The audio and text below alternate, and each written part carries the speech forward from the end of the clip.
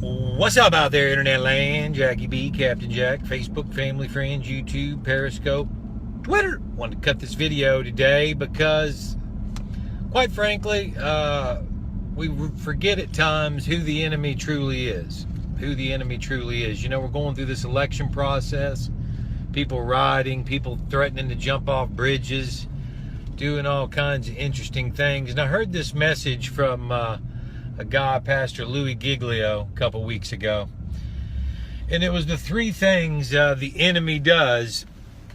The three things the enemy does, and you know that he's sitting at your table. You know, the 23rd Psalm talks about the Lord is my shepherd, I shall not want.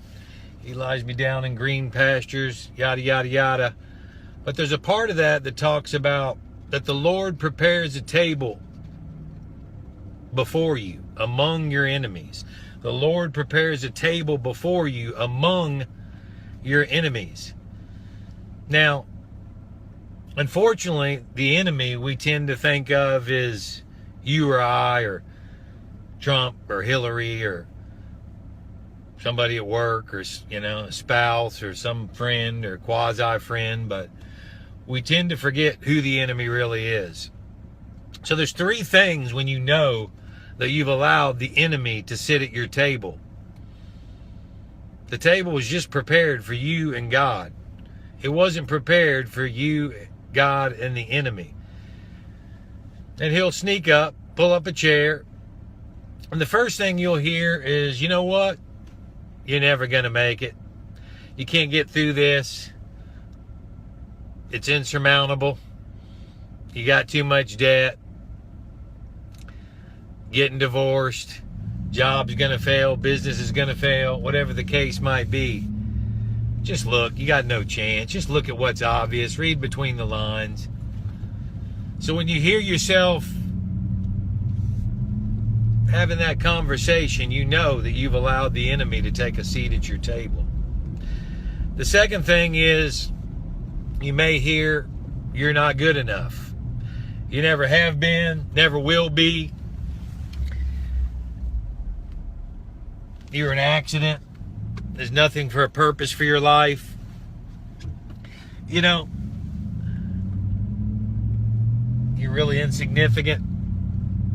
Never gonna be anything. Always been a failure. I don't know if you've heard that in your life, but I sure have. And that's a good clue when you know you've allowed the enemy to sit at your table. The third one is everybody hates you or is against you. You know, do I really need to go into that too much? I think, you know, we've all kind of felt that way where the world is against us. Why is everybody against us? Yada, yada, yada. And you can know that that's not a voice of God. That's a voice of the enemy. And you've allowed a crack to get in to that table, to sit amongst you and the Lord, to put that crap in your head.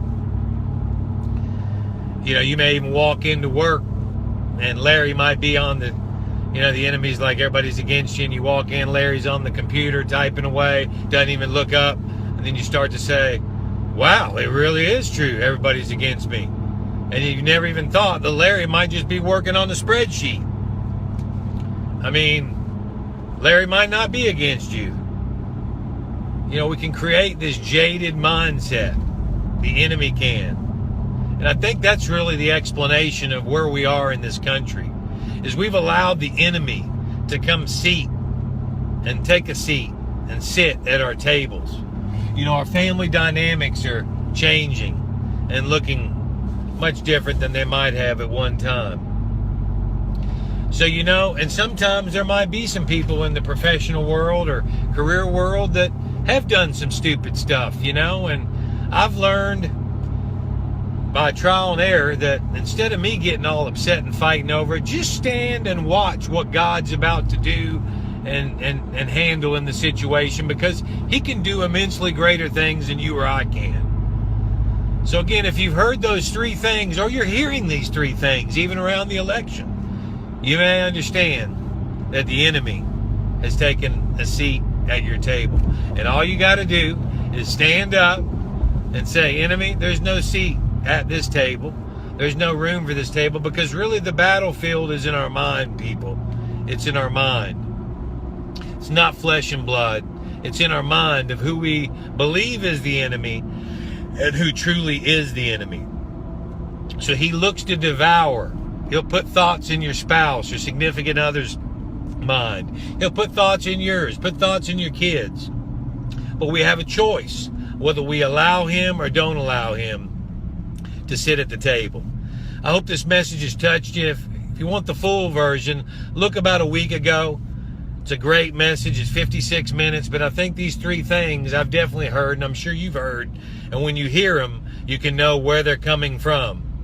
It's not the political system. It's not your job or your business. It's not others. It's the enemy. And call him out for who he is. I'm Jackie B, Captain Jack. You guys have a great weekend. Let's make America awesome again.